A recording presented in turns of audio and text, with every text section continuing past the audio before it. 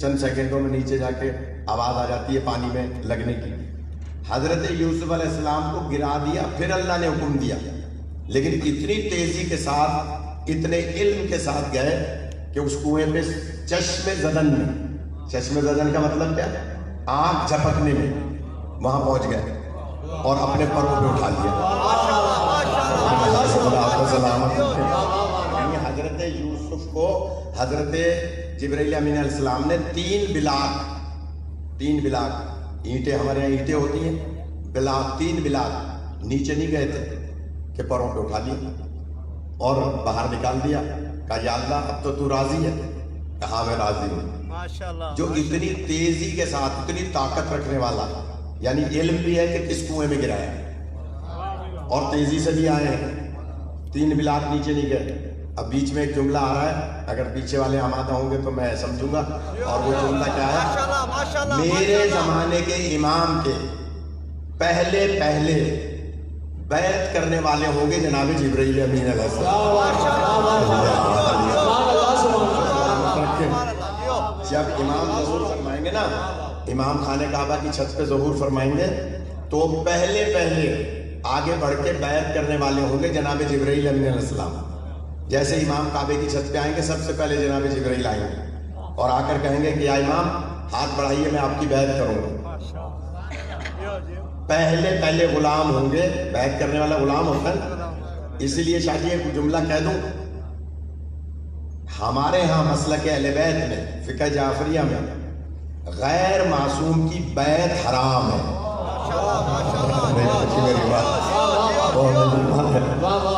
غیر معصوم کی بیعت حرام ہے.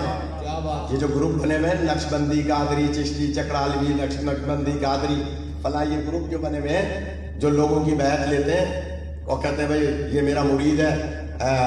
ایک مرید دوسرے قسم کا ہوتا ہے جو سادات کے مرید ہیں, یعنی احترام کرتے ہیں, وہ ایک علیحدہ مرید ہونا یعنی احترام کرنے والا. لیکن بیعت جو ہے وہ دوسری چیز ہے.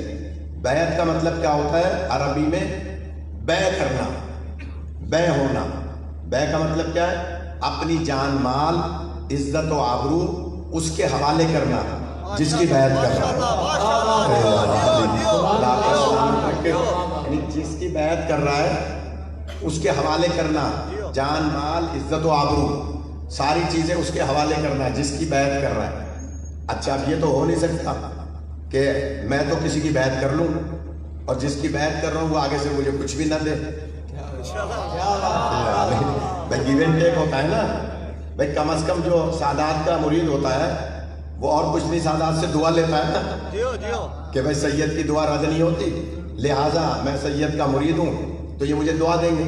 لیکن جو بیعت کرتا ہے وہ بیع ہوتا ہے, جان و مال, عزت و آبرو دیتا ہے کس کو, جس کی بیعت کر رہا ہے. حکم خدا ہے کہ بیعت کرنے والا اپنا سب کچھ دے گا اس کو جس کے نام پہ بیع ہو رہا ہے. اب جملہ کون, حکم خدا ہے کہ جس کے نام پہ میں اپنی جان مال, عزت و آبرو دے رہا ہوں, وہ کم سے کم بدلہ کیا دے گا, جنت کی ضمانت.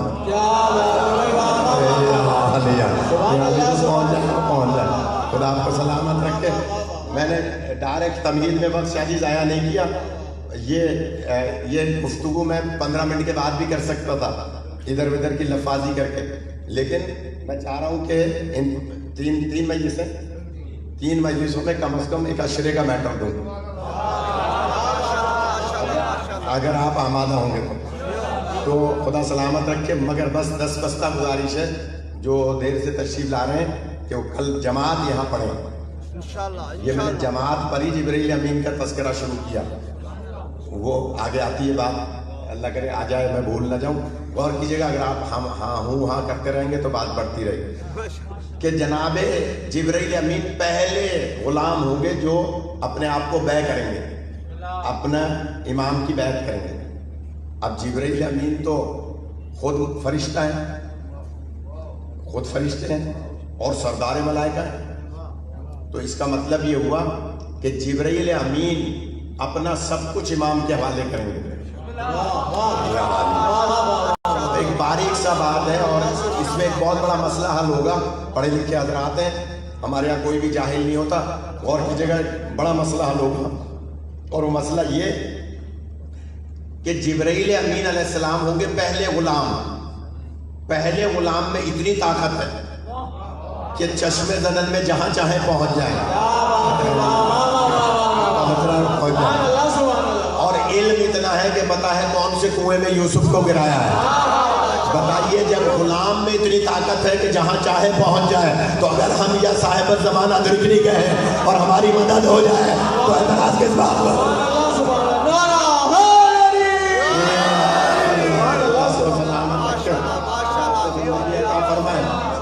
سلامت رکھیں۔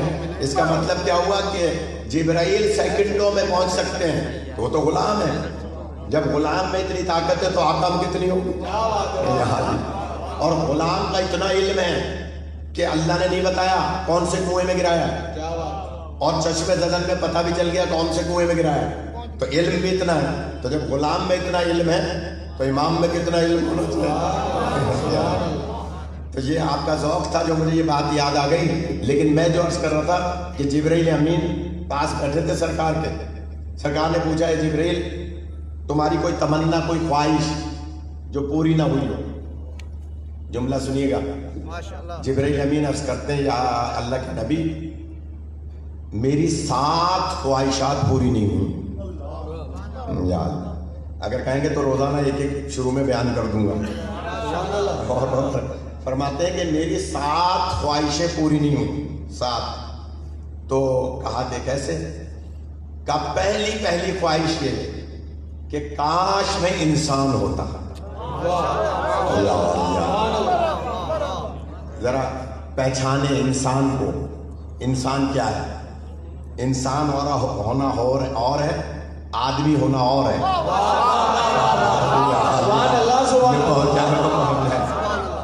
جیسے کہا جاتا ہے نا کہ بڈھا ہونا اور ہے، بزرگ ہونا اور ہے۔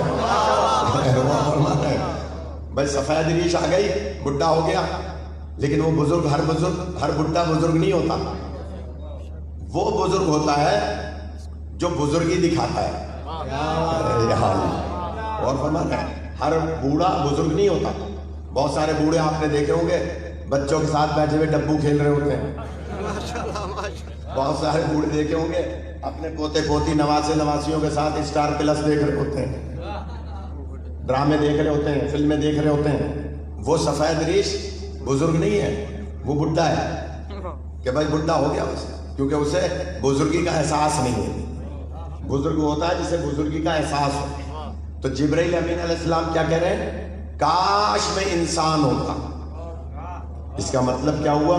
جبرائیل جیسا فرشتہ تمنا کر رہا ہے کہ کاش میں انسان ہوتا۔ تو پتہ چلا انسان اگر اپنی حیثیت کو پہچانے تو تمنا کرتے ہیں ملائکہ۔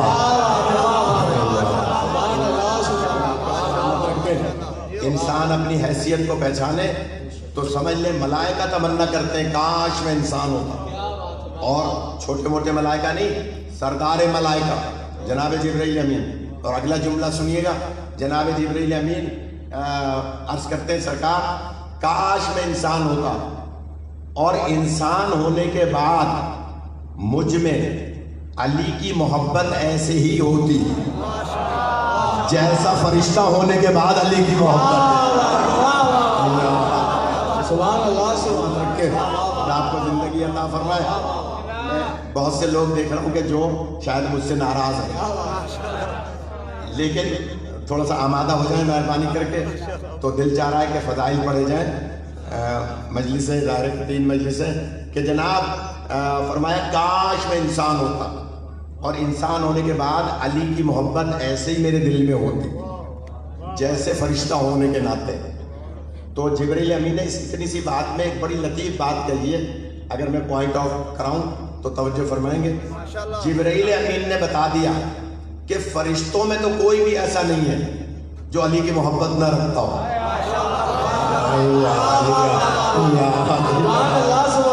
سلامت رکھیں، میری بات پہنچ نہیں رہی ہے؟ یعنی یہ بتا دیا کہ جیسے مجھ میں فرشتہ ہونے کے ناطے علی کی محبت ہے، کاش انسان ہونے کے بعد بھی ایسی محبت ہوتی۔ تو یہ بتا دیا کہ فرشتوں میں تو کوئی ایسا نہیں ہے کہ جس میں علی کی محبت نہ ہو. ہاں البتہ انسانوں میں ایسے ہیں کہ جو علی کی محبت کچھ رکھتے ہیں کچھ نہیں رکھتے. اس نقطے میں یہ بات ایک نکل رہی ہے کہ جناب ہاں انسانوں میں کچھ ایسے ہیں. اب سمجھ میں آئی حدیث حضرت رسول پاک کی کہ سرکار فرماتے ہیں یا علی لو جا الناس علی حبک لما خلق اللہ النار. اے علی اگر سارے انسان تیری محبت میں جمع ہو جاتے تو اللہ جہنم کو پیدا ہی نہ کرتا. زندگی عطا فرمائے. یعنی اس سے یہ ایک نتیجہ نکل رہا ہے. اور شاہ صاحب ممبر پہ کہہ رہا ہوں سید ہوں امامہ سر پہ 10 سال کی عمر سے میں مجلس سے پڑھ رہا ہوں مولوی بعد میں بنا ہوں. لیکن یہ نقطہ میں نے زندگی میں پہلی دفعہ آج پڑھا ہے جو اچانک ذہن میں آیا کہ جناب جبرائیل امین نے یہ بتا دیا کہ فرشتوں میں تو کوئی بھی ایسا نہیں ہے جو علی کا محب نہ ہو. ہاں انسانوں میں ہے. اور پھر حدیث یاد آ گئی کہ نبی فرماتے ہیں کہ اگر سارے انسان علی کی محبت میں جمع ہو جاتے تو اللہ جہنم کو پیدا ہی نہ کرتا. غور فرمائیے گا حکیم کا فعل حکمت سے خالی نہیں ہوتا. جبرائیل امین علیہ السلام فرماتے ہیں کاش میں انسان ہوتا اور انسان ہونے کے بعد میرے دل میں علی کی محبت ایسے ہی ہوتی جیسا فرشتہ ہونے کے ناطے ہے. اور پھر میں محبت علی دل میں رکھ کے نماز باجماعت میں شرکت کرتا.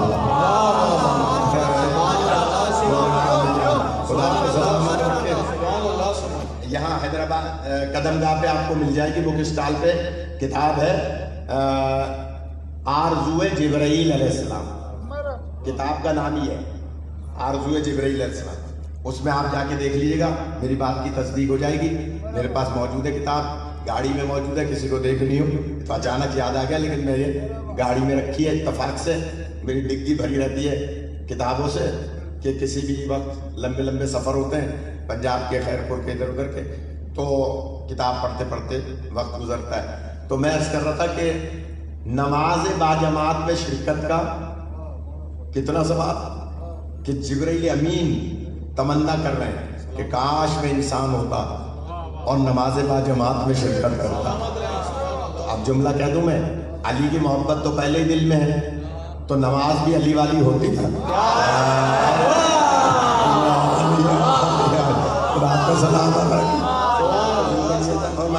ظاہر یہ تو نہیں ہو سکتا کہ نماز کہیں اور کی ہوتی. کیا کروں سہیل بھائی شاہ صاحب ایک بات یاد آ رہی ہے. امام غزالی میں نے ابھی موضوع شروع نہیں کیا. امام غزالی اہل سنت کے بڑے امام گزرے انہوں نے میرے پاس اس کی فوٹو اسٹیٹ ہے کتاب کی. اصلی کتاب ہے علامہ تاج الدین حیدری جو ایک مناظر گزرے ہیں ان کے بیٹے ہیں اظہر حیدری مولانا اظہر حیدری. ان کے پاس اصل کتاب ہے. میرے پاس فوٹو اسٹیٹ ہے جو انہی سے گویا لی گئی. اس میں لکھا ہے کہ کوئی ناراض نہ ہو مہربانی کر کے. ناراض ہوگا تو میں کل کتاب لا کے دکھا دوں گا. مگر سخت بات ہے کہ جبرائیل نماز ادھر ادھر کی تو نہیں پڑھیں گے. جبرائیل کیونکہ علی کی محبت رکھتے ہیں تو علی والی نماز پڑھیں گے. لکھا ہے خدا را کوئی ناراض نہ ہو اور اگر ناراض ہو جائے تو مجھے بتا دیجیے گا کل سے میں چھٹی لے لوں گا کوئی بات نہیں. لیکن سنیے گا امام غزالی لکھتے ہیں کہ جب پہلے حاکم ممبر پہ آئے تو اس سے پہلے خطبہ دے کے انہوں نے نماز پڑھائی. تو جب وہ نماز پڑھا رہے تھے تو انہوں نے یوں سینے پہ ہاتھ رکھا نماز کے دوران اور ذرا سینے کو دبا کے. دوسرے حاکم جب آئے تو انہوں نے پیٹ پہ ہاتھ رکھ کے نماز پڑھی. تیسرے حاکم جب آئے تو انہوں نے تھوڑا سا نیچے زیر ناف ہاتھ رکھ کے نماز پڑھی. علی جب آئے تو انہوں نے ہاتھ کھول کے نماز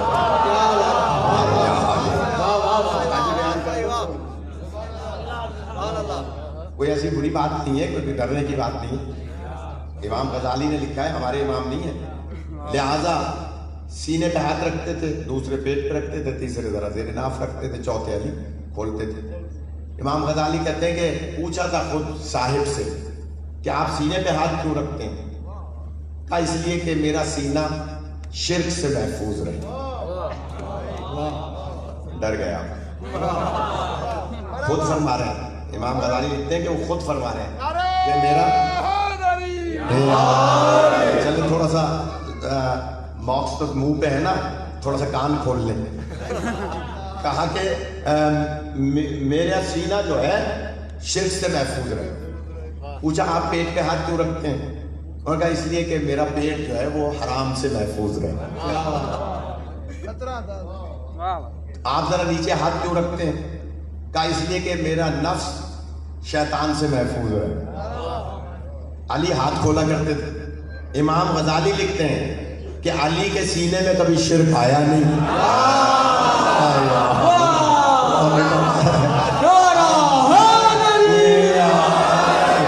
پیٹ میں کبھی حرام آیا نہیں, اور علی کا نفس تو نفس اللہ ہے.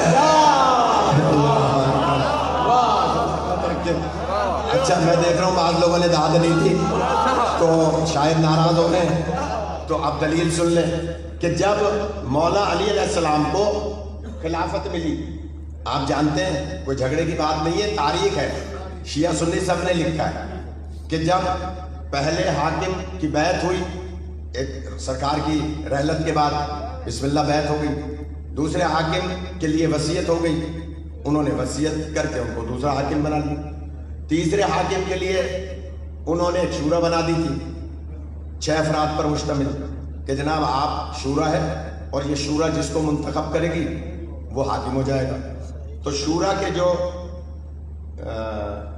ویٹو پاور رکھنے والے شخص تھے, شورا میں 6 میں بھی ایک کو ویٹو پاور حاصل تھا, ناراض ہو گئے, ایک کو ویٹو پاور حاصل تھا, حضرت عبد الرحمن ابن عوف رضی اللہ تعالیٰ عنہ ویٹو پاور حاصل تھا.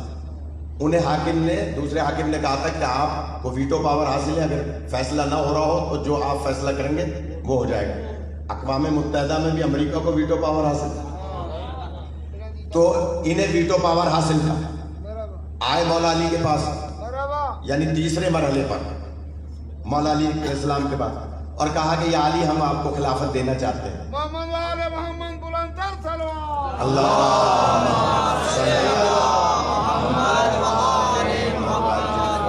میرے خیال میں چھوڑ دوں, یہ لگ رہا ہے بچوں کے لیے معلوماتی بات ہے اور تاریخ کی حقیقت ہے, سب نے لکھا ہے شیعہ سنی, اس میں کوئی لڑائی جھگڑے کی بات نہیں ہے, کوئی تعصب کی یا فرقہ واریت کی بات نہیں ہے, یہی تاریخ ہے اور سب نے لکھا ہے.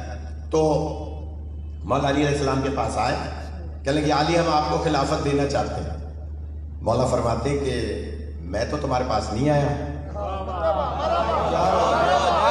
تھوڑا سا پیچھے والے لاتے ہیں, اصغر میاں اپنے دائیں بائیں والوں کو جگاؤ تھوڑا سا کہ جناب میں تو آپ کے پاس نہیں آیا, بتائیے دینا چاہتے ہو تو دے دو. کہنے نہیں یا علی اس کے ساتھ شرطیں ہیں کچھ, خلافت تب دیں گے جب آپ شرطوں پہ عمل کریں گے. بچوں کے لیے یہ جو نوجوان بیٹھے ہیں نا 16, 17, 18, 20 سال کے, ان کے لیے بہت اہم بات ہے, بزرگوں سے تو دعا لینی ہے. کہا اچھا چلو کیا شرط؟ کہنے لگے پہلی شرط یہ ہے کہ آپ کتاب و سنت پہ عمل کریں گے. یا علی, مولا علی علیہ السلام سے کہہ رہے ہیں آپ کتاب و سنت پہ عمل کریں گے کیا؟ مولا علی علیہ السلام فرماتے ہیں کتاب و سنت پہ عمل کریں گے. کتاب تو میں نے اس وقت پڑھی تھی جب نازل ہونا بھی شروع نہیں ہوئی. آپ کو سلامت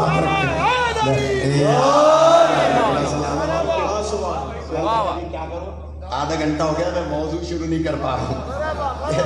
کہا کہ کتاب تو میں نے اس وقت پڑھی تھی جب نازل ہونا بھی شروع نہیں ہوئی تھی, اور سنت کی بات کر رہے ہو تو میری تو پہلی غذائی زبان رسول چوز کے حاصل ہوئی تھی. پہلی غذا سرکار کی زبان مبارک چوز کے حاصل کی تھی, تو کتاب و سنت مجھ سے کہہ رہے ہیں. کہہ نہیں یا علی کہنا پڑے گا, منہ سے کہنا پڑے گا کہ ہاں کتاب و سنت پہ عمل کروں گا. مولا فرماتے ہیں کتاب و سنت پہ عمل کا مجھ سے وہ امتحان لے سکتا ہے جو کتاب و سنت کا پہلے سے عالم ہے. بھائی وہ بات کر سکتا ہے نا, یا اساتذہ تشریف فرماؤں گے جو اسکول میں پڑھاتے ہیں, کالج میں پڑھاتے ہیں, وہ جانتے ہیں وہ سوال وہی کریں گے جو پہلے سے وہ اس پہ دسترس رکھتے ہوں گے. پھر اس شاگرد سے سوال کریں گے. کہا کہ تمہارا کتاب و سنت سے کیا تعلق؟ 40 سال جو بتوں کی پوجا کرتے رہے ہوں،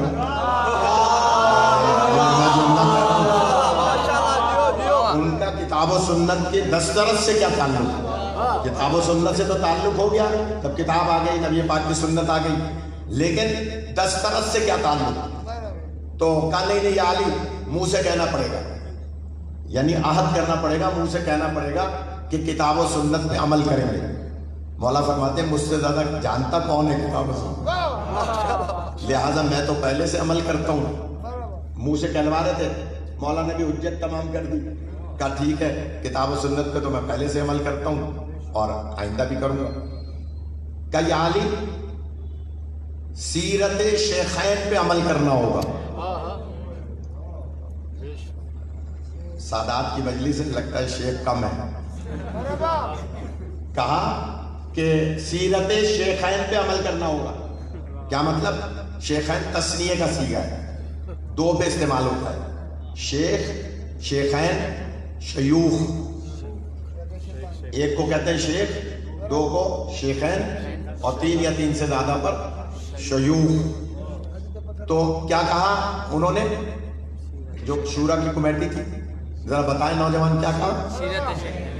شیخین کی سیرت پہ عمل کرنا ہوگا. کیا مطلب؟ پہلے والے 2 شیخ، ان کی سیرت پر عمل کرنا ہوگا. یہ بھی واضح ہو گیا کہ یہ نہیں کہا پہلے 2 سیدوں کی سیرت پہ عمل کرنا ہوگا.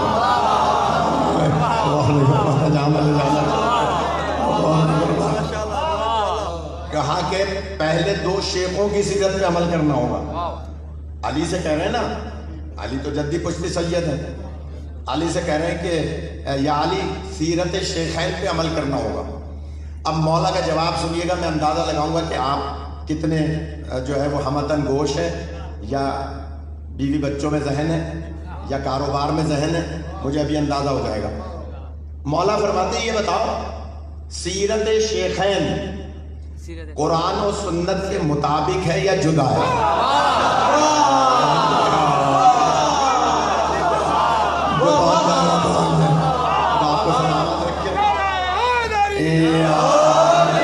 انتہائی شکر گزار ہوں فرمان شاہ صاحب آپ کا کہ آپ نے اتنا زیرت مجمع دیا ہے. اب میں بہت کچھ پڑھوں گا تینوں مجلسوں میں، اندازہ ہو گیا. خدا سلامت رکھے، نظر بد سے خدا بچائے.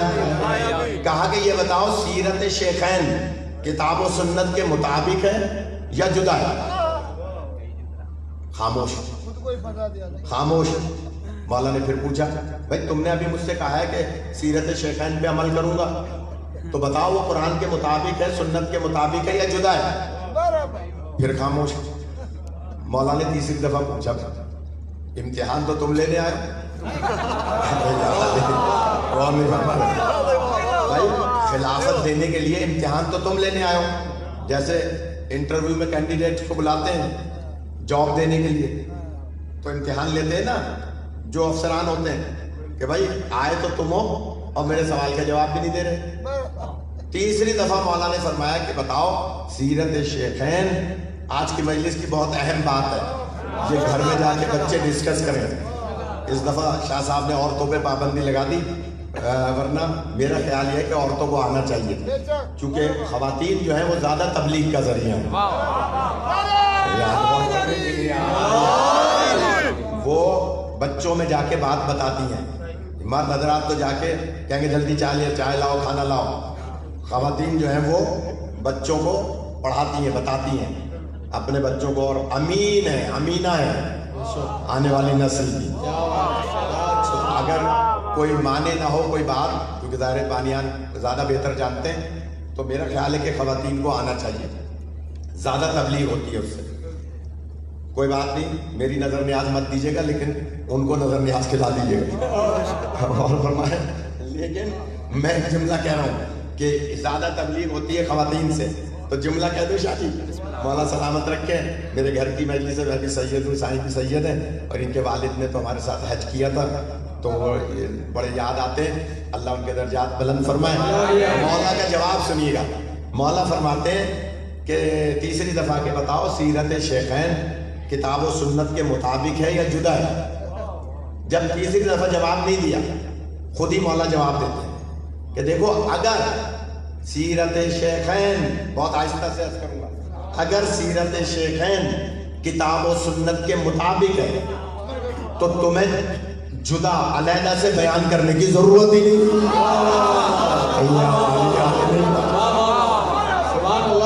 بھائی کتاب و سنت کے مطابق ہے نا تو وہ اس میں آلریڈی موجود ہے، کتاب و سنت کے اندر ہے، تو جدا کیوں بیان کر رہے ہو؟ اگلا جملہ سنیں گے، مولا فرماتے ہیں اگر کتاب و سنت سے جدا ہے تو تم مجھ سے پہلے قسم لے چکے ہو کہ کتاب و سنت کے علاوہ کسی چیز پہ میں عمل کروں گا ہی نہیں۔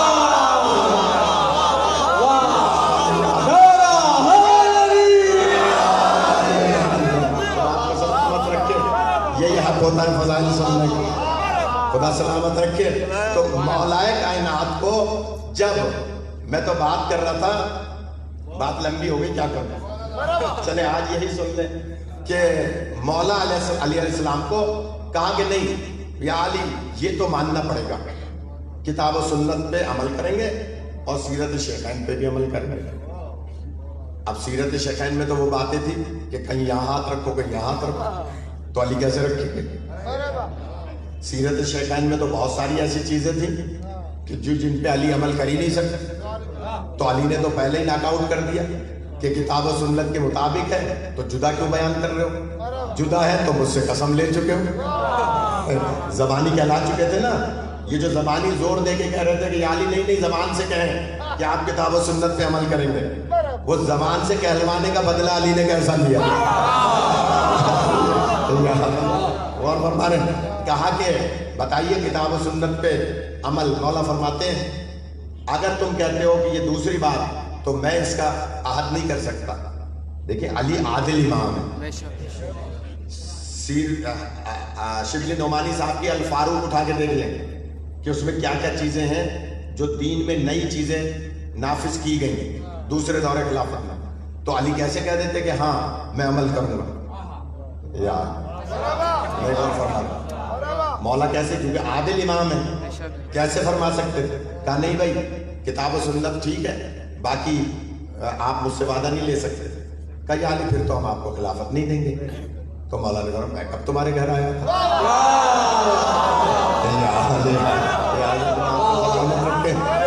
میں کب تمہارے گھر آیا تھا؟ تم میرے پاس آئے تھے، وہ کسی اور صاحب کے پاس گئے اور انہوں نے کہا ہاں کتاب و سنت پہ بھی عمل کروں گا، سیرت شیخین پہ بھی عمل کروں گا، خلافت مل گئی۔ لیکن جب چوتھی باری آئی، چوتھا نمبر آیا، تو اب کوئی شرط نہیں تھی، اب کہتے یا علی بس خلافت لے لیں کیونکہ آپ کے بغیر اب چارہ نہیں ہے، اب آپ کے بغیر چارہ نہیں ہے۔ وہ میں دلیل دے رہا ہوں امام غزالی والی بات کی، لمبی ہو گئی تھوڑی بات کہ کون سینے پہ ہاتھ رکھتا تھا، کون پیٹ پہ رکھتا تھا، کون زیر ناف رکھتا تھا، کون ہاتھ کھولتا تھا، اس کی دلیل دے رہا ہوں۔ جب مولا کو چوتھی خلافت ملی تو سرکار کے ممبر کے 4 اسٹیپس تھے، 4 سرکار کا جو ممبر تھا اس کی 4 سیڑھیاں تھیں، اس کی 5 ہیں، بہرحال 4 تھی۔ اچھا 5ویں کو شمار نہ کریں تو 4 ہی ہیں کیونکہ وہاں علم لگے ہوئے تو اس کو شمار نہیں کرتے۔ تو جناب پہلے حاکم جب آئے تو پہلی سیڑھی پہ بیٹھتے تھے نیچے، دوسرے حاکم جب آئے تو دوسری سیڑھی پہ بیٹھتے تھے، تیسرے حاکم آئے تو تیسری سیڑھی پہ بیٹھتے تھے۔ جب مولا علی کو خلافت ملی تو پورا مدینہ یہ دیکھنے آیا تھا کہ علی بیٹھتے کہاں ہیں۔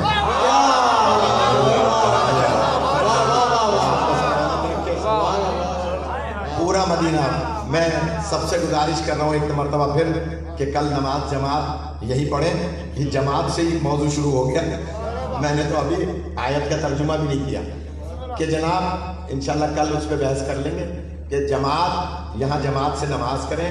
مولانا صاحب کا کیا نام تھا؟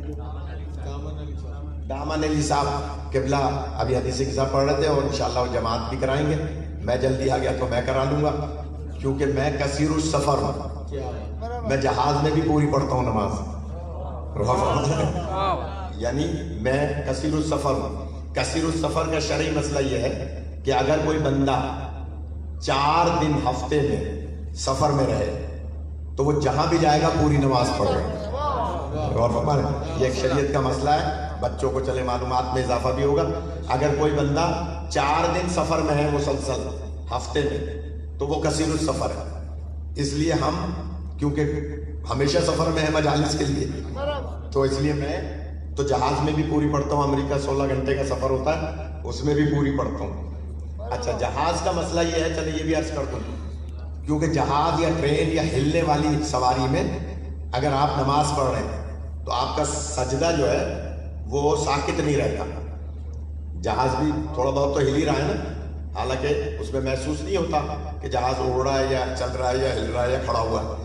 لیکن ٹرین میں اور باقی آپ کی کار وغیرہ میں تو ہلتا ہے. اس کا مسئلہ یہ ہے کہ آپ جہاز میں, ٹرین میں, بس میں, جہاں بھی ہیں سفر میں نماز کا ٹائم ہو جائے تو نماز پڑھ لیں, لیکن جب گھر پہنچ جائیں خیریت سے تو اس نماز کو دوبارہ اس کا اعادہ کریں. یعنی نیت کریں کہ میں تجدید کرتا ہوں اس نماز کی جو میں نے سفر میں پڑھی تھی. کیوں؟ فائدہ کیا ہوگا اس کا؟ چلیں ایک فقہی بات بھی سن لیں. اس کا فائدہ یہ ہوگا کہ خدا نہ خواستہ اگر دوران سفر گھر پہنچنے سے پہلے اللہ نہ کرے حادثہ پیش آ جائے اور انتقال ہو جائے تو وہ جو جہاز یا ٹرین میں پڑی تھی وہ نماز آپ کی شمار ہوگی. وہ نماز آپ کی اللہ شمار کرے گا, اس لیے کہ آپ نے نماز نیت سے پڑھی ہے. ہاں, خیریت سے انشاءاللہ پہنچ گیا تو گھر جا کے وہ نماز دوبارہ اس کا اعادہ کریں گے, تجدید کریں گے. تو بس بات لمبی ہو رہی ہے. مولا کائنات جب آئے نا منبر پہ, چوتھی خلافت جب اگر کسی شرط کے مولا کو دی گئی تو مولا آئے تو پورا مدینہ مسجد نبوی جنہوں نے دیکھی ہے انہوں نے دیکھی ہے. اس زمانے میں اتنی بڑی نہیں تھی, لیکن بہرحال یہ جو اندر والا احاطہ ہے یہ جو ترکوں کے دور کا بنا ہوا ہے یہ سارا تھا اس وقت بھی. تو میں سمجھتا ہوں کہ اس حال یا اس سے تھوڑا سا بڑی ہوگی. کھچا کھچ بھری ہوئی تھی مسجد نبوی, تل دھرنے کی جگہ نہیں تھی. اتنے زیادہ لوگ بیٹھے تھے. آپ تو ایس او پی اس کا خیال رکھ رہے ہیں, تھوڑا سا فاصلے پہ بھی ہیں بعض لوگ, اور رکھنا بھی چاہیے کہ جناب ایسے بیٹھے تھے لوگ مسجد نبوی میں دیکھنے آئے تھے. اور دیکھنے کے آئے تھے کہ دیکھیں علی بیٹھتے کہاں پر. پھر دوہرا رہا ہوں, پہلے حاکم سب سے نیچے والی سیڑھی پہ, دوسری پہ, تیسری پہ اور چوتھی پہ رسول پاک تشریف فرما ہوتے تھے. اس لیے سب دیکھنے یہ آئے تھے کہ پہلے حاکم کی جگہ بیٹھتے ہیں, دوسری جگہ بیٹھتے ہیں, تیسری جگہ علی بیٹھتے ہیں. نبی پاک کی جگہ تو بیٹھیں گے نہیں کیونکہ پہلے والوں نے احترام کیا تو علی بھی احترام کریں گے. یا علیحدہ ممبر بنائیں گے, علی علیحدہ ممبر بنائیں گے, یا کھڑے ہو کے عصا لے کے خطبہ دیں گے. دیکھنا ہے بیٹھتے کہاں پہ. اب ایک تمثیل ہے, جیسے مولا علی علیہ السلام مسجد میں عصا لے کے داخل ہوئے, ممبر کے پاس آئے تو ممبر کو دیکھ کے مسکرائے. تھوڑا سا جاگ جائے, ممبر کو دیکھ کر مسکرائے. مولا نے پہلے پہ بھی پیر رکھا. اگلا جملہ سخت ہے ذرا, کوئی ناراض نہ ہو. میں مولا نے پہلی سیڑھی پر بھی پیر رکھا, دوسرے پہ 2 پیر رکھے. خدا آپ کو سلامت رکھے. اور تیسری سیڑھی پہ پیر رکھ کے وہاں جا کر بیٹھے جہاں رسول پاک بیٹھا کرتے. خدا آپ کو سلامت رکھے.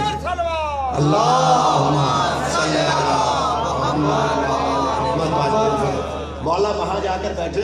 سہیل بھائی ناراض ہو رہے ہیں.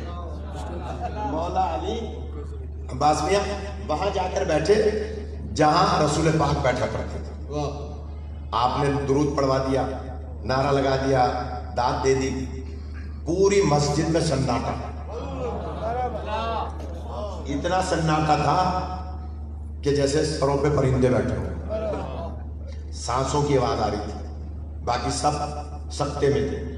علی وہاں بیٹھ گئے جہاں رسول پاک بیٹھا کرتے تھے. علی وہاں بیٹھ گئے جہاں رسول پاک بیٹھ. اچھا تجزیہ کرنا اس لیے کیونکہ یہ جو تینوں دور خلافت تھے نا، اس کا عرصہ ہے 25 سال کا. تو 25 سال میں بچہ جوان ہوتا ہے. جو 25 سال سے پہلے کے بزرگ تھے ان کو تو پہلے ہی سائیڈ لائن کیا ہوا تھا. جو جوان تھے ان کو خلافتوں میں عہدے دیے گئے تھے، اور ان کے سامنے وہی خلافتیں تھیں جو ان کے سامنے تھی. بھائی دیکھیں نا، جو آج کا نوجوان ہے وہ دور دیکھ رہا ہے یا تو عمران خان صاحب کا، یا اس سے پہلے کا دور دیکھ رہا تھا، یا اس سے پہلے کا دور دیکھ رہا تھا ناری صاحب کا یا کہ نذیر صاحب کا. یہی 2-3 دور 5-5 سال کے دور جو ہے وہی دیکھے ہوں گے نا. ضیاء الحق کا دور بہت سے بچوں کو یاد نہیں ہوگا. کیوں نہیں یاد ہوگا؟ انہوں نے دیکھا ہی نہیں. تو اس لیے جنہیں رسول پاک کا دور یاد ہی نہیں تھا، جنہیں سرکار کا دور یاد ہی نہیں تھا، وہ زیادہ تر مسجد میں بیٹھے تھے جوان 25-30 سال کی. اور جنہیں سرکار کا دور یاد تھا وہ ویسے ہی سائیڈ لائن ہوئے ہوئے تھے. لہٰذا جب مولا علی علیہ السلام آ کر بیٹھے وہاں جہاں رسول پاک بیٹھا کرتے تھے، تو جنہوں نے رسول پاک کا دور دیکھا ہی نہیں تھا وہ سناٹے میں آ گئے. کہنے لگے بھائی علی وہاں بیٹھ گئے جہاں رسول پاک سرکار تشریف فرما ہوتے تھے.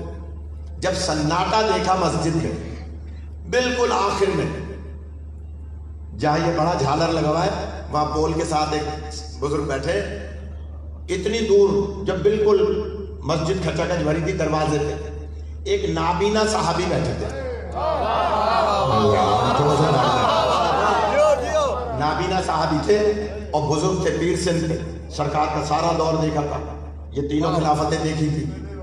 وہ بزرگ انتہائی پیر سندھ اور بالکل وہاں بیٹھے تھے دروازے کے پاس. نابینا تھے اس لیے وہ جہاں جگہ ملی وہیں دروازے کے پاس بیٹھ گئے. جب سناٹا دیکھا انہوں نے تو کونی ماری برابر والے کو کہ بھائی یہ مسجد میں اتنا سناٹا کیوں ہے؟ تو اس نے آہستہ سے کہا غضب ہو گیا. کہا کیا ہوا؟ کہا علی وہاں بیٹھ گئے جہاں رسول پاک بیٹھے. تھوڑا سا جان جائیں، میں اس میں ایک جملہ کہہ رہا ہوں اور اندازہ لگاؤں گا کتنے لوگ ناراض ہو رہے ہیں، تو میں کل سے پھر موضوع بدلوں گا، اور کتنے جو ہیں وہ آمادہ ہیں. ابھی مجھے اندازہ ہو جائے گا. مولا کائنات وہاں بیٹھے جہاں رسول پاک تشریف فرما ہوتے تھے. اس بزرگ صحابی نے سناٹے کا فائدہ لیا. لاؤڈ اسپیکر تو تھا نہیں اس زمانے میں. اس نے وہیں سے فائدہ لیا کیونکہ مسجد میں سناٹا تھا. کھڑے ہو گئے اور پکار کے کہا اے مدینے والو. میں نے بھی ذرا زور سے کہا اے مدینے والو، اے مدینے والو، اے مدینے والو، مبارک ہو، آج بہت عرصے کے بعد حق اپنی جگہ پر آ گیا.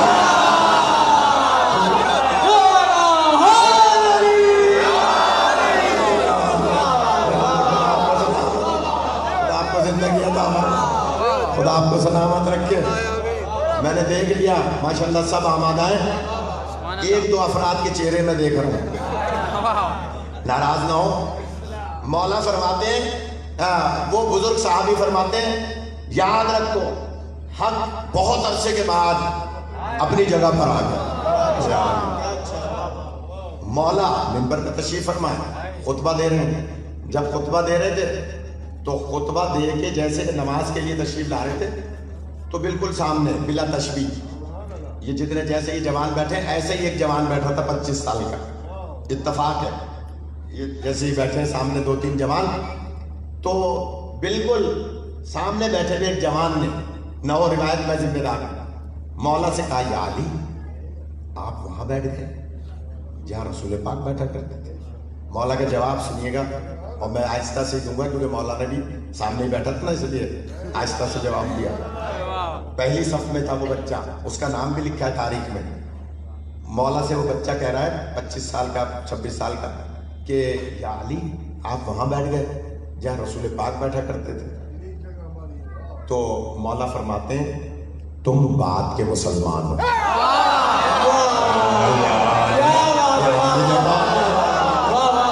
پڑھ دیا آپ نے، سن لیا، اور جن کی سمجھ میں نہیں آئی اب مجھے دہرانا پڑے گا.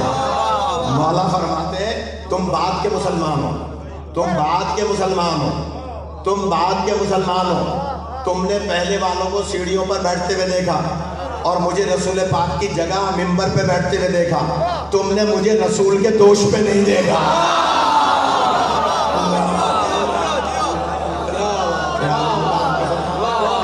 آپ کو زندگی میں کیا فرمان؟ مجمع میں ذرا نعرہ لگانے کا رواج کم ہے.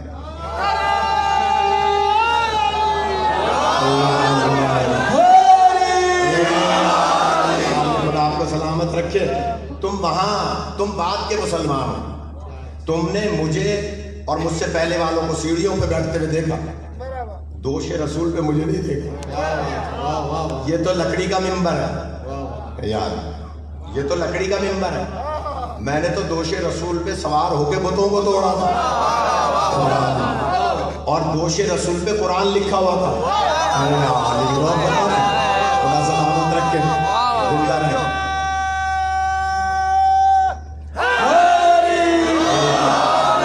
آپ کو سلامت رکھے. دوش رسول پہ قرآن لکھا ہوا تھا, اس پہ میں نے قدم رکھے تھے.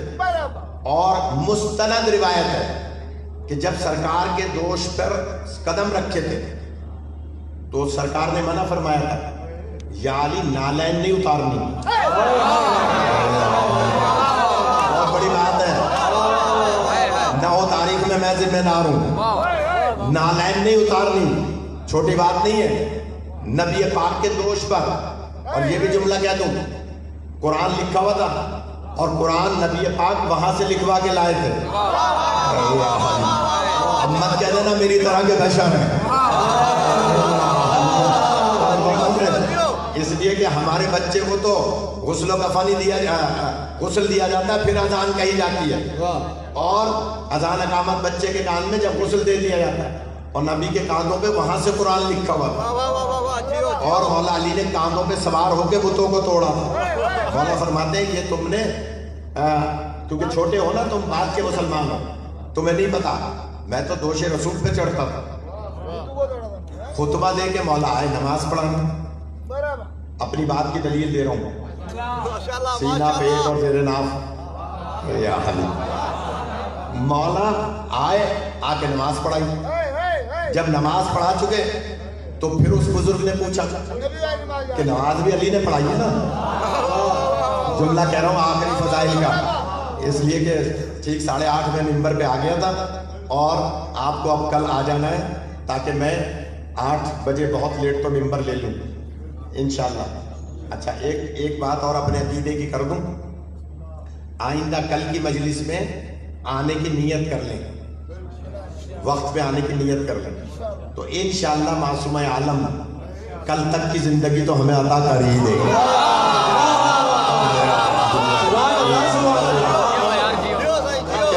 یہ میرا عقیدہ ہے شادی کہ آپ مجلس میں بیٹھے اگلی مجلس کی نیت کر لیں. تو بی بی کے, کیونکہ یہ فرش ازا کا تعلق بی بی سے ہے, لہذا وہ اللہ نے انہیں بڑا اختیار دیا ہے. جب ان کے بچوں کو اختیار ہے, کبھی عرض کروں گا بی بی کے اختیارات کیا ہیں, کیا کریں گے. یہ 3 مجلس ہیں, ان میں زیادہ کتنا لیں گے, لیکن میں عرض کر رہا ہوں کہ کل مجلس میں وقت سے آنے کی نیت کر لیں تو انشاءاللہ کل تک کی زندگی تو مل ہی جائے گی. اور پھر کل کی مجلس میں پرسوں کی نیت کر لیں, ہر مجلس میں اگلی مجلس کی نیت کر لیں, زندگی بڑھاتے جائیں. اور بس آخری جملہ سن لے فضائل کا, خدا آپ کو سلامت رکھے, کہ جناب جیسے ہی نماز پڑھائی مولا علی علیہ السلام نے تو بزرگ نے پوچھا کہ نماز بھی علی نہیں پڑھائی ہے نا. برابر والے نے کہا علی نہیں پڑھائی ہے. آپ سنیے گا جملہ. وہ بزرگ پیر سے پکار کے کہتے ہیں نماز جب ختم ہو گئی, سنو مدینے والوں, آج بہت عرصے کے بعد ہم نے رسول والی نماز پڑھی ہے.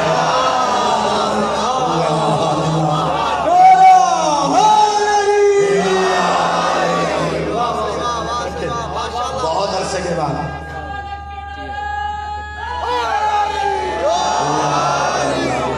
سلامت رکھے, خدا سلامت رکھے. تو بات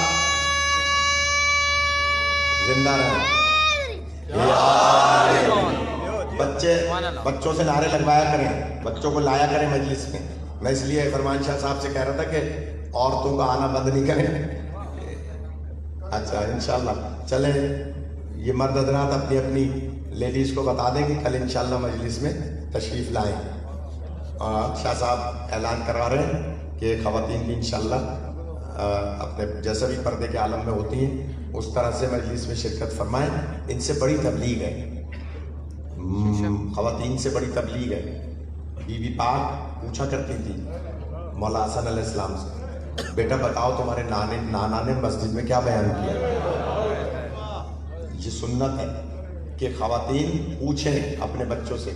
یہ چھوٹے بچے جو بیٹھے ہیں, یہ جو نعرہ لگا رہے ہیں, یہ معمولی بات نہیں ہے. اس بچے کے نعرے پہ کل ایک روایت سناؤں گا, ٹائم کم ہے. جو بچے نعرے لگاتے ہیں وہ منفرد ہوتے ہیں, ان پہ نگاہ ہوتی ہے روایت.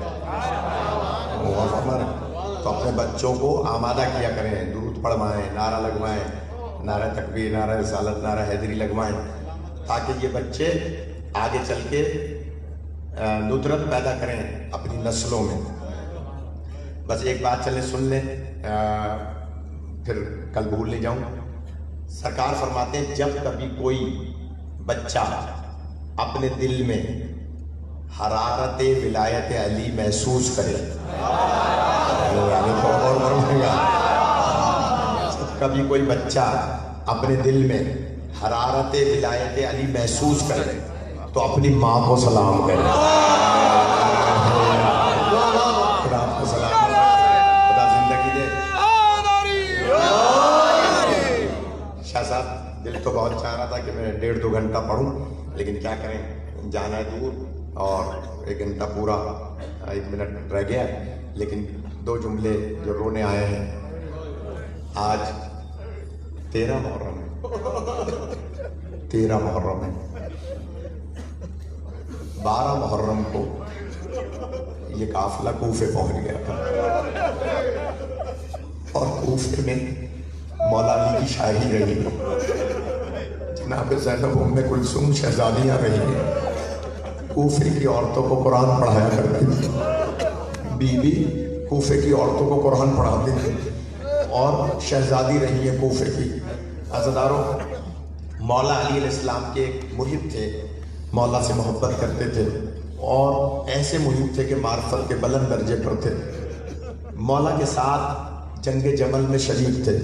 جب جنگ جمل ہوئی تو مولا شریک تھے, یہ آواز تیز کرنا, جب جنگ جمل ہوئی تو مولا کے ساتھ تھے, اور دوران جنگ ایک تیر ان کی آنکھ پہ لگا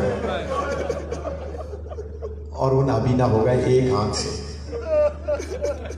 آئے مولا کی خدمت میں. سنیے گا, سخت مسائل پڑھنے کا عادی نہیں ہوں, لیکن مومن کا دل قبر حسین میں. جیسے ہی مولا کے پاس آئے, یا علی, یا علی میری آنکھ ضائع ہو گئی, آپ فخر عیسیٰ ہیں, آپ ہاتھ پھیر دیجئے تاکہ میری آنکھ ٹھیک ہو جائے, مجھے بینائی آ جائے. مولا فرماتے ہیں بہتر ہے کہ تم مجھ سے آنکھوں کا نور نہ مانگو.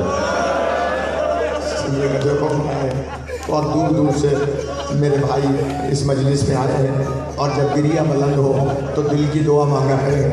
حضرت زہرا کی نگاہ ہوتی ہے, کون ہے جو مجھ سے دعا مانگ رہا ہے. عزادارو, جناب علی فرماتے ہیں کہ بہتر ہے کہ تم مجھ سے آنکھ کا نور نہ مانگو. ہاتھ جوڑ لیے, مولا بہت شکریہ. مولا جس کو علی بہتر کہے اس سے بہتر کیا ہوگا, جسے علی بہتر کہہ رہا ہے. دیکھیے اگر مجھ جیسا محب ہوتا تو پیروں میں گر جاتا کہ مولا نہیں, مجھے آنکھ دے دیجئے, مجھے آنکھ کی روشنائی واپس دے دیجئے. لیکن مولا نے فرمایا بہتر ہے کہ تم مجھ سے آنکھ کا نور نہ مانگو. کہا مولا جس کو علی بہتر کہہ دے اس سے بڑی بات کیا ہوگی. کہا مولا بہت شکریہ. یہ چلے گئے. پھر جنگ ہوئی, جنگ صفین. جب جنگ صفین ہوئی تو ان کے ماتھے پر ایک تیر آ کر لگا, اس کے اثر سے ان کی دوسری آنکھ بھی ضائع ہو گئی. سنیے گا رونے والوں, جب بالکل نابینا ہو گئے تو پھر مولا کے پاس آیا, کہا مولا اب تو میری دوسری آنکھ بھی ضائع ہو گئی. مولا فرماتے ہیں بہتر ہے کہ مجھ سے آنکھوں کا نور نہ مانگو.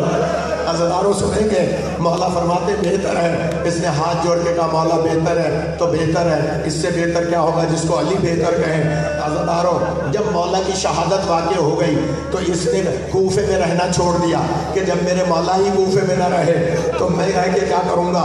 इसने कूफे को छोड़कर कूफे के दूर एक गाँव में छोटे छोटे बच्चों को कुरान पढ़ाना शुरू कर दिया, क्योंकि मौला अली के ज़रिए से हिफ्ज़ किया था कुरान। मौला के शागिर्द थे, कुरान मजीद मौला ने सिखाया था और कुरान को हिफ्ज़ किया था। ये छोटे छोटे बच्चों को गाँव में कुरान पढ़ाते थे और नीयत की भी थी कि अब मैं कभी कूफे नहीं जाऊँगा, इसलिए कि मेरे मौला ही ना रहे तो मैं रह कर क्या करूँगा।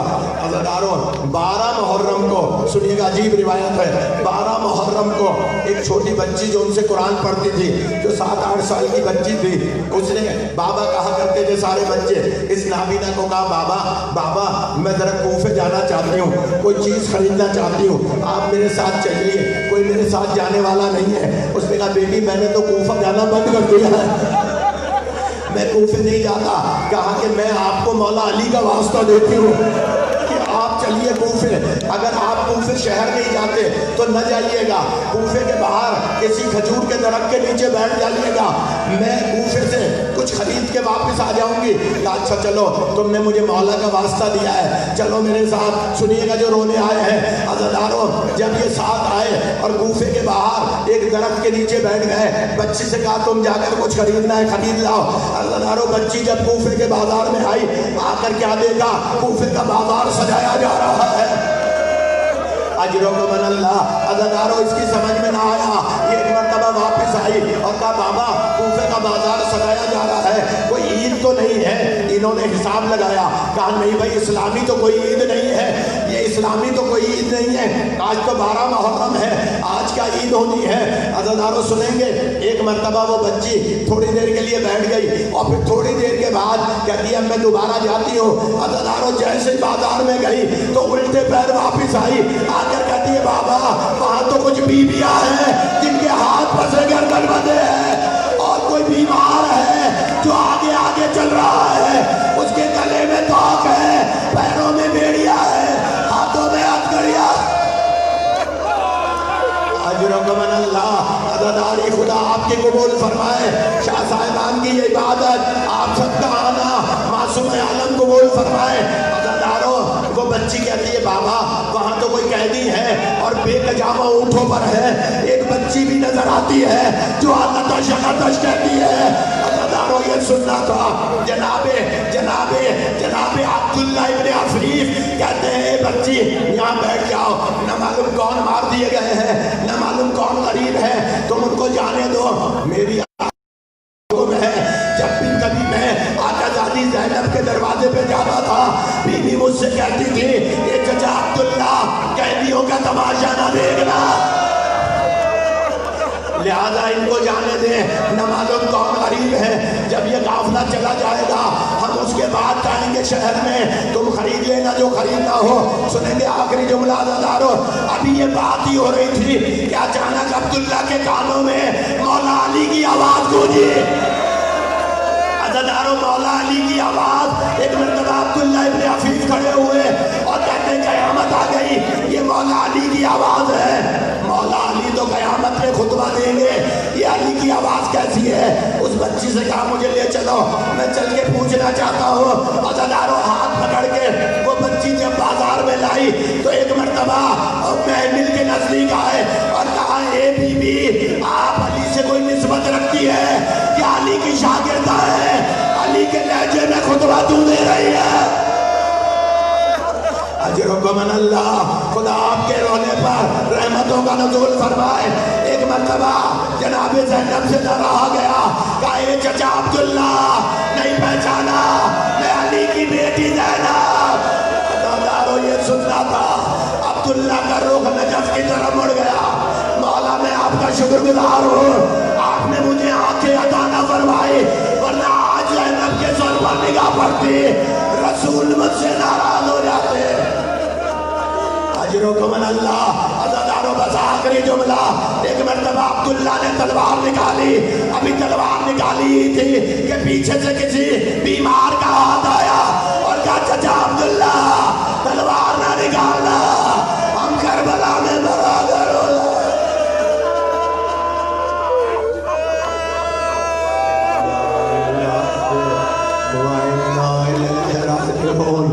خدا بندہ ان رونے والوں کو دنیا کے غم میں نہ ڈالا، حاضرین اور غائبین کی شکایت کو حل فرما، بیماروں کو شفا عطا فرما، بے روزگاروں کو روزگار عطا فرما، ہماری بچیوں کے نصیب بہترین فرما، انشاء صاحبان کے رزق میں وسعت عطا فرما، تمام حاضرین کی دعاؤں کو قبول فرما، اپنی آخری حجت کو ظہور فرما، ہمیں امام کے غلاموں میں شمار فرما، ماتم حسین